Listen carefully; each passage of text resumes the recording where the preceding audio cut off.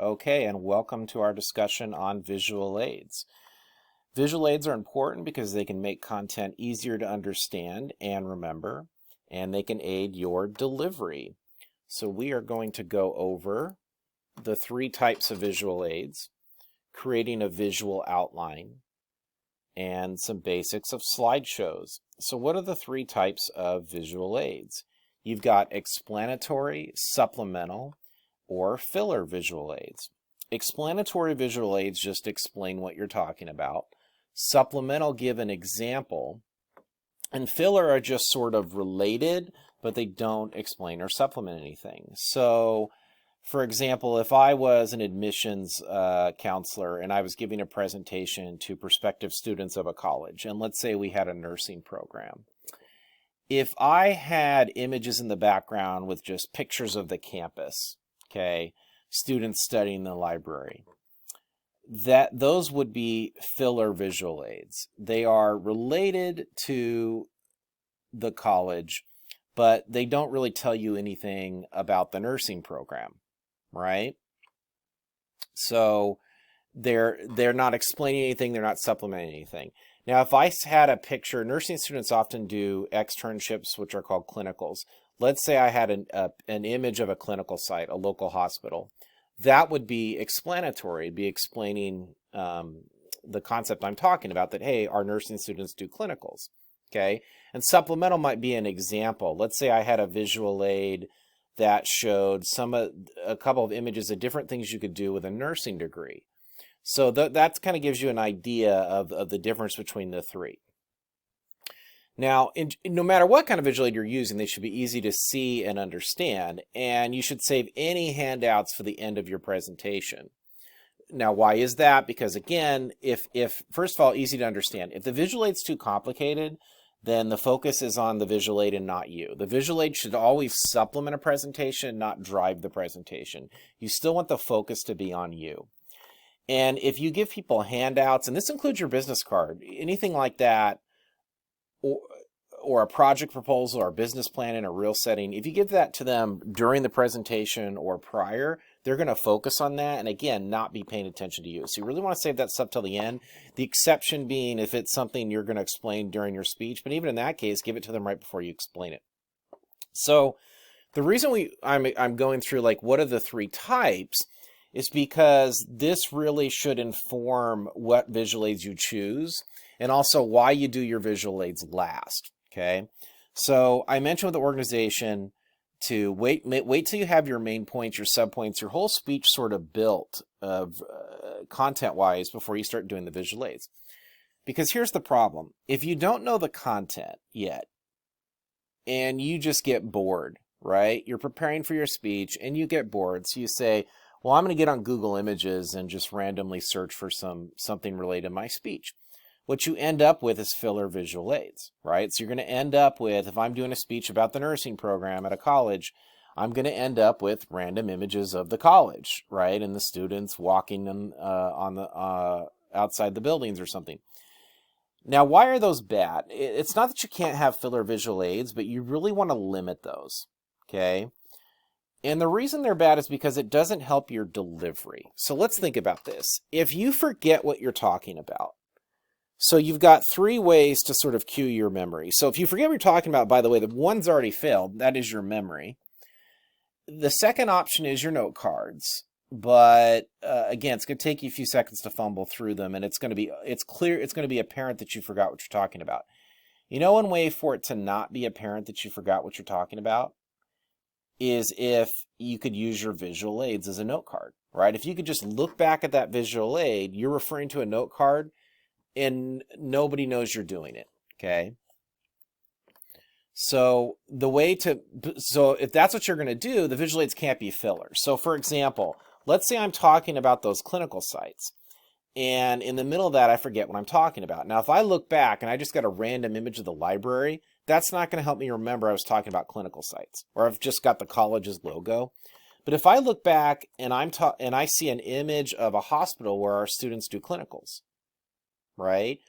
Or I see an image of some of the different careers that you can do with a nursing degree, that can make me remember, oh yeah, I was talking about clinical sites, or oh yeah, I was supplementing some examples of what you can do with this degree.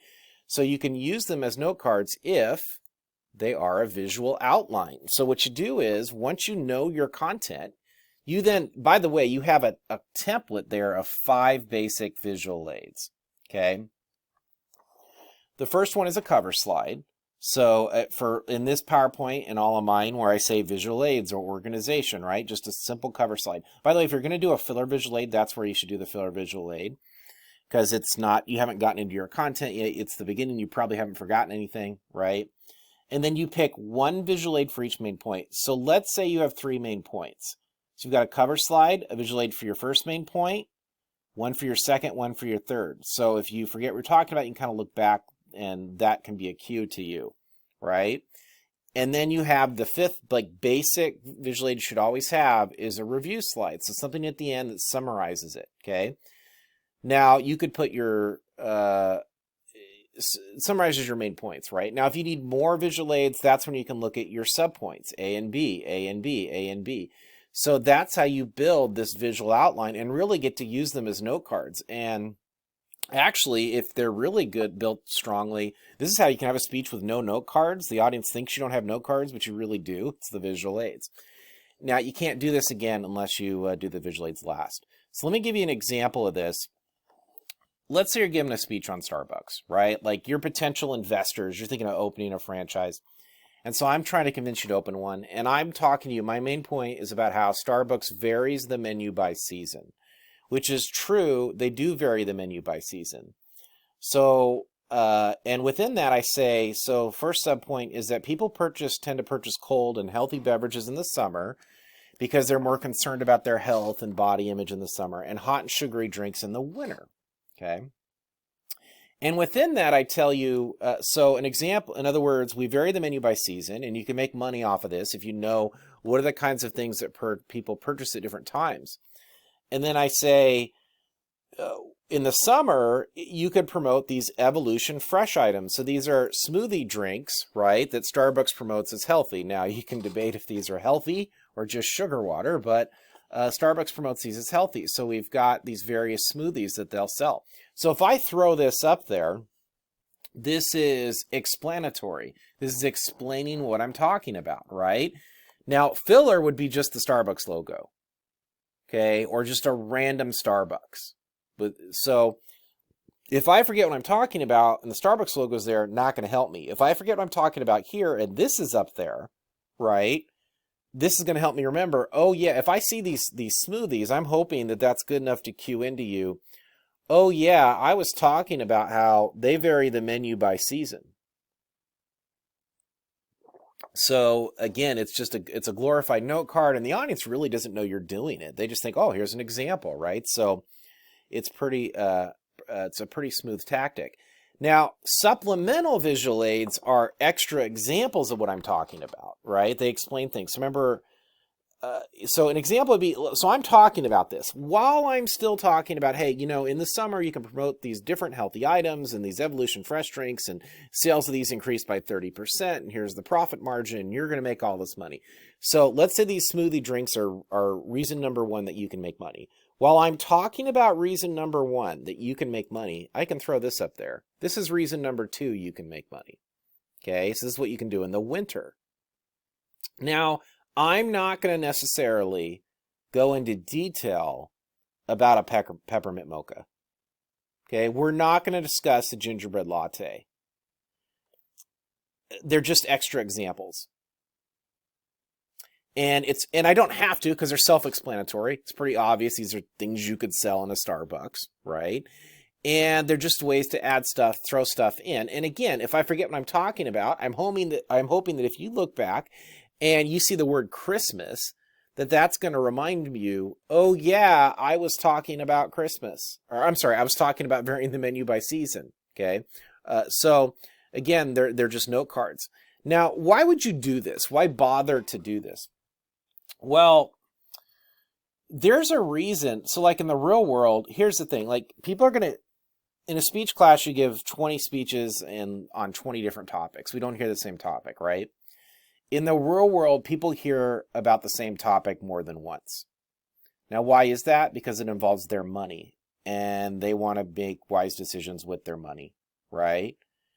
So they're going to be careful. So they hear, in other words, they hear from 2 or 3 people about the same topic. Now, there's a reason why both 2 people get 10 minutes, and the person that they were pitching comes out of those meetings and goes, I don't know, person A, let's say person A did this. They had explanatory and supplemental visual aids. They added extra examples. And person B was giving this speech, and when they were talking about varying the menu by season, they just had random images of Starbucks in the background, right, or the logo. There's a reason they go, well, I don't know. Person A just seemed to know their stuff. That's just my gut feeling. They just seem to know it better. Okay, it's not a gut feeling. It's a logical reaction. You know why it seemed like they knew their stuff better? Like they just had it down and could sell ice to Eskimos? It's because they literally gave you more content. They literally had more examples, right? The person who does this has just added 4 more examples right here on this slide of how you can make money. And the person who just had the random Starbucks image in the background added nothing. So it's a way to add content. So not only can your visual aids be note cards for you, they can throw extra stuff in. While I'm talking about way number 1 to make money, here's way number 2 or way number 3. And you might have already seen this. So like when you see these reveals, when Apple does the new iPhone, the presenter or Sony does the new PlayStation reveal or something, the presenter will be up there talking, and they're talking about how here's one way to use the PlayStation. Oh, and while I'm talking, in the background, you see a user using the PlayStation another way, right? So they just supplement it with additional examples. So it's just, now again, they've got to be self-explanatory because you're not really talking about them. This is just a little extra pro tip that you can throw in. What I want for your visual aids is really the cover slide, right? The 1 slide at least for each main point. So that's 4, and then 5 a review slide, okay? You don't necessarily have to have supplemental visual aids. I would like those 3 slides for each main point to at least be explanatory, okay? But the supplemental thing is just more of you can do it if you want, and that's great. It's more of a pro tip of just saying, hey, this is how the really slick presenters do it.